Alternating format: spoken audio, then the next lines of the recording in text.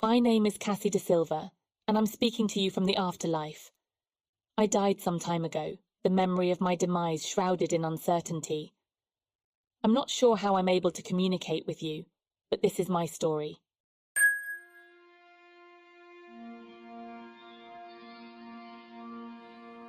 I woke up in a place that defied any sense of reality.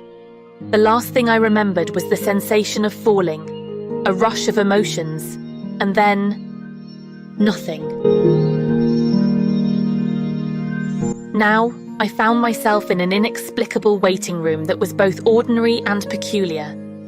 The walls were a comforting shade of lavender, adorned with abstract paintings that seemed to shift and change as I looked at them. Soft, ambient music filled the air, evoking an odd mix of tranquility and anticipation. I was the only one in the room, sitting in a plush armchair that enveloped me like a cocoon. I couldn't recall how I got here or what had happened before I arrived.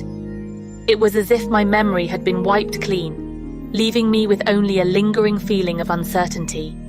A sense of anticipation gnawed at the edges of my consciousness. Just as I started to wonder if this was some surreal dream or an elaborate prank, the door at the far end of the room swung open with a whisper. A tall figure stood in the doorway, bathed in soft, radiant light. His eyes held a glimmer of ancient wisdom, and the intricately embroidered robe he wore seemed to ripple with its own luminescence. "Hello, Cassie," he said, his voice a calming melody. The name stirred something deep within me, as if a long-lost memory was on the tip of my tongue. "Who are you?" I asked, my voice trembling. He smiled, and the room seemed to brighten. "I am Abel, and this is the Inbetween. You've arrived here for a reason, Cassie. Your journey is just beginning." As I stood and followed him into a softly lit hallway, I couldn't help but feel that this place was both familiar and otherworldly, as if I had been here before, long ago. The corridor stretched ahead, endless and full of possibilities. With each step, I had the distinct sensation that my existence was on the verge of something extraordinary. My past, my memories, and the enigma of this place were all entwined in a way I couldn't yet comprehend. But I knew, deep in my heart, that my destiny was intricately connected to this in-between, and to Abel.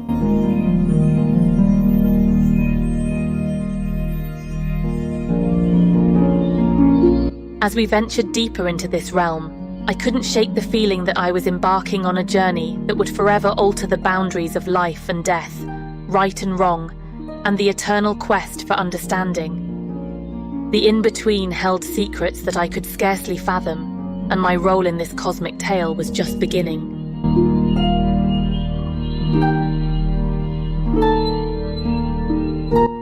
Abel led me through the intricate corridors of the in-between, a place where the boundaries of time and space blurred. It was unlike anything I had ever seen in my past life. The village around us was a perfect blend of rustic charm and modern amenities. Cozy cottages, with thatched roofs, stood alongside sleek, elegant structures.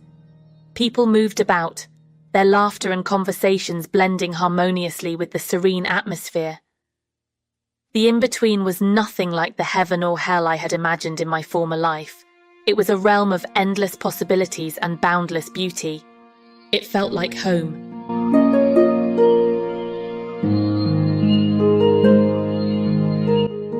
Abel explained the workings of this place, how souls arrived here to be judged and find their eternal paths. Good people came to the in-between, a paradise of sorts where they could continue to learn, grow, and find fulfillment in ways they had never experienced during their earthly existence. But the most remarkable part was yet to come. We reached a charming cottage bathed in the soft glow of twilight. Its doors opened to reveal a cozy, sunlit living room with large, comfortable armchairs and a fireplace that radiated warmth without burning logs. This was my new home. "Welcome to your abode, Cassie," Abel said with a warm smile. "Here, you'll have the opportunity to discover your true self and grow in ways you couldn't before." As I settled in, I noticed a framed photo on the mantel of the fireplace. It was a picture of a man with a kind smile and gentle eyes. "Who is he?" I asked, my curiosity piqued. Abel followed my gaze to the photo. "Ah, that's Theo, your soulmate. He'll be arriving soon. You'll find that the in-between is not only about personal growth, but also the connections you make with others." Just as he finished speaking, a soft knock on the door echoed through the room. I rushed to open it, and there stood Theo, a man with a welcoming smile and eyes that sparkled with understanding. We spent the hours getting to know each other, talking about our past lives and the choices that had led us here. I couldn't help but notice a shadow of doubt in his eyes as I recounted my previous existence. "The system sent me here," I began, my voice quivering with uncertainty. "But I have a feeling they made a mistake. They mixed me up with another Cassie, who should be in the bad version of the in-between. I don't know how or why, but it feels like an error." Theo listened intently, and as my words hung in the air, a palpable sense of unease settled over us. My revelation was a pebble cast into a pond, creating ripples of doubt in a system that had long been considered infallible.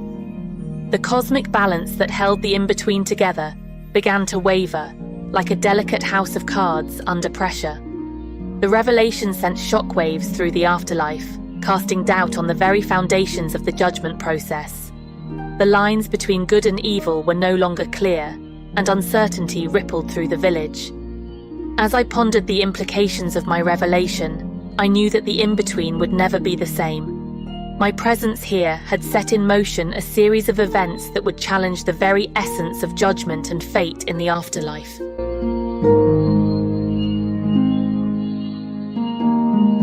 Whether for better or worse, the balance between good and evil had started to shift, and it was a change that no one could predict.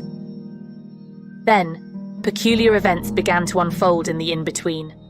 One day, a rain of locusts descended from the cerulean skies, disrupting the idyllic calm. On another, a thunderstorm of epic proportions swept across the landscape, igniting a fire in one of the strawberry fields. It was an anomaly, for the in-between was considered paradise, untouched by nature's fury. The villagers, who had once known nothing but perfection, now questioned the serenity of their realm. The rain of locusts and the tempest had thrown the in-between into a state of chaos and confusion. What was happening here, in a place where such troubles should be inconceivable?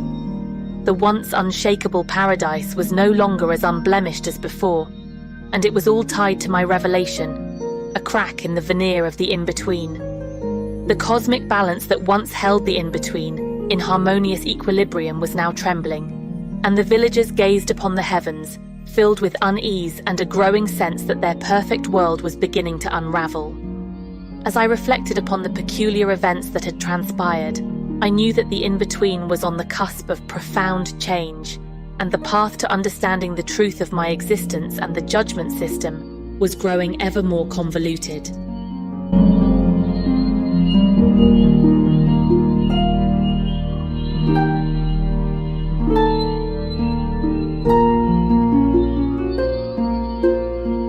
In the in-between, where cosmic harmony had been disturbed by recent locust storms and tempests, the townsfolk sought refuge from the disquiet. They decided to host a Shakespearean play in the evening, a theatrical spectacle that promised to offer respite from the recent turbulence. The Grand Theatre, a marvel of architectural wonder, awaited, holding the promise of a brief escape from the unsettling undercurrents that gripped the realm.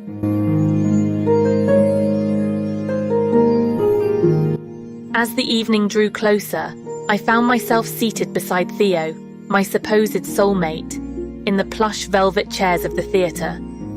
The anticipation hung in the air, but my chest felt heavy with anxiety.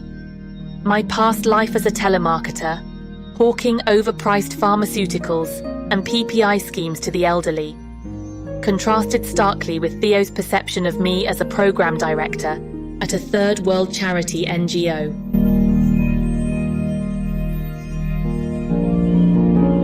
I I treaded carefully around him, my stomach churning with dread over the moment he'd uncover the truth. The theatre buzzed with activity as townsfolk bustled about, preparing for the play. The elaborate costumes and grandiose language created an atmosphere of anticipation. Despite the allure of the performance, my mind couldn't escape the weight of the falsehood I had built. The curtains rose, revealing a stage bathed in warm, dim light. The actors, donned in intricate Elizabethan attire, began their poetic exchanges, carrying the audience into the world of Shakespeare. The words, eloquent and dramatic, rolled off their tongues with practiced ease. But to me, the play was a foreign language, a cacophony of unfamiliar emotions and archaic phrases. Beside me, Theo's eyes sparkled with an appreciation for the art that I couldn't muster. He leaned in, whispering, "Isn't this just splendid, Cassie?" I mustered a smile, though my heart raced. Absolutely, it's quite the performance. While I struggled to conceal my apprehension, the audience around me was entranced.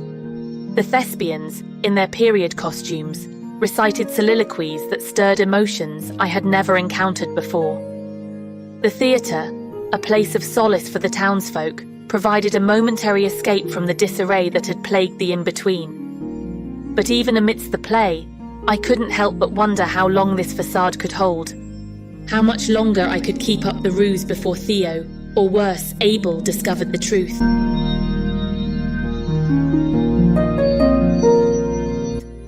As the final act neared its climax, I found myself yearning for respite. My attention drifted beyond the stage and into the night sky. High above, the 3 moons had shifted from their usual pristine white glow to an unsettling and ominous shade of red. Panic welled within me, a sense of foreboding I couldn't escape. Glancing around the audience, I discovered that I was the only one who noticed the ominous transformation. They were enthralled by the play, oblivious to the cosmic disturbance above. Yet, my eyes locked with a stranger in the crowd. His face mirrored my own apprehension as he gazed up at the red moons. In that shared glance, I sensed a connection, an unspoken understanding of the impending chaos.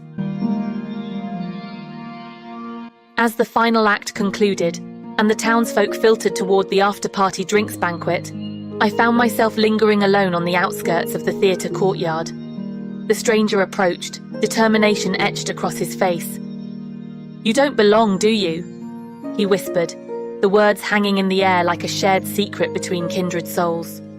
A chill ran down my spine as I pondered the implications of his words. I had believed myself to be the sole anomaly in this realm, someone who had slipped through the cosmic cracks of judgment. Yet, here was another, someone who might share my clandestine status, existing in a place that purported to be paradise.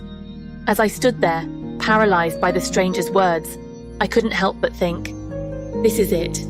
They've found me out.